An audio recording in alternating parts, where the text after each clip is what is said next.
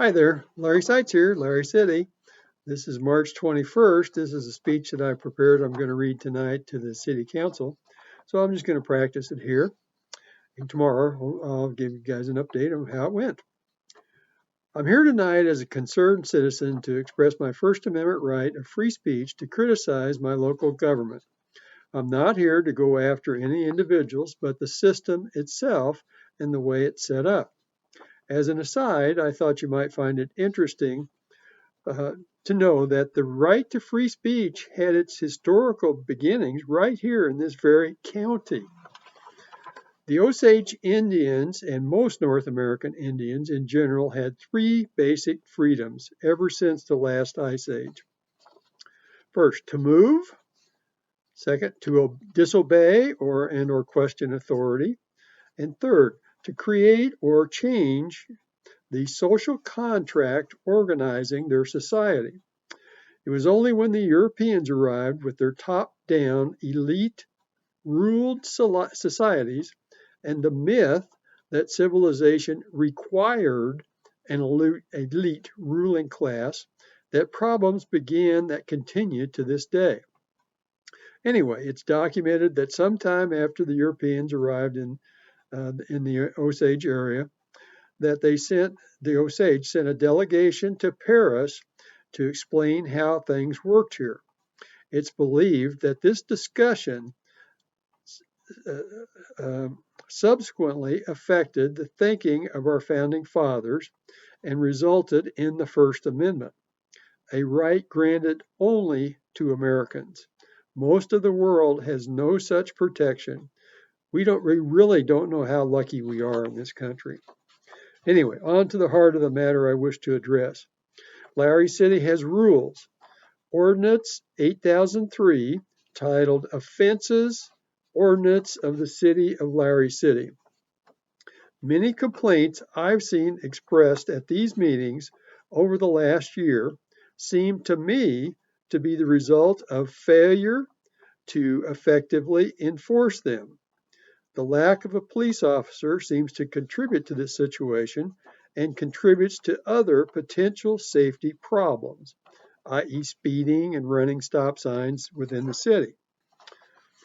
In my opinion, the ordinance has few teeth. Drug violations can result in auto-related seizures and sales.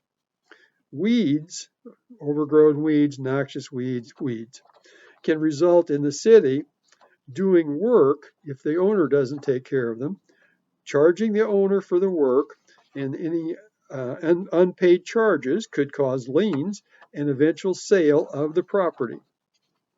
In my reading of the ordinance, it appears that everything else is only subject to a maximum $500 fine and possibly up to a year in jail. We might as well call it just the weed ordinance for short. You get my joke, my humor.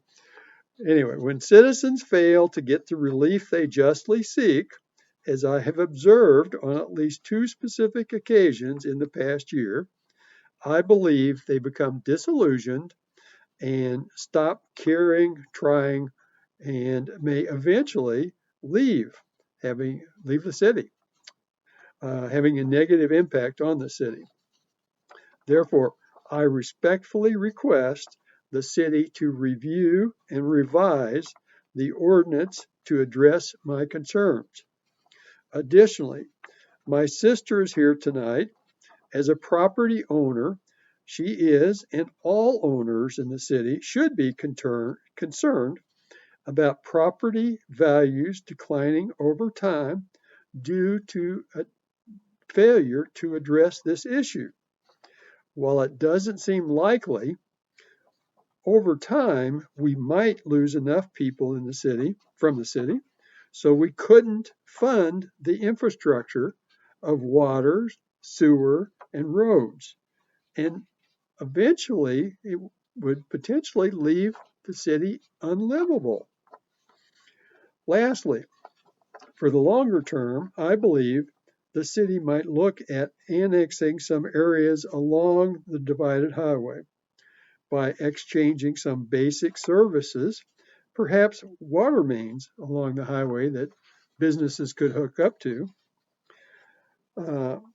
If we gave those facilities from the city, that in exchange for those properties being included in the tax base, some reasonable agreement beneficial to all might be reached.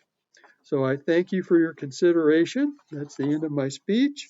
And it's, like I said, election is approximately 2 weeks away on April 4th. I ask for your support. I ask for your vote, and we'll see what happens. Bye for now.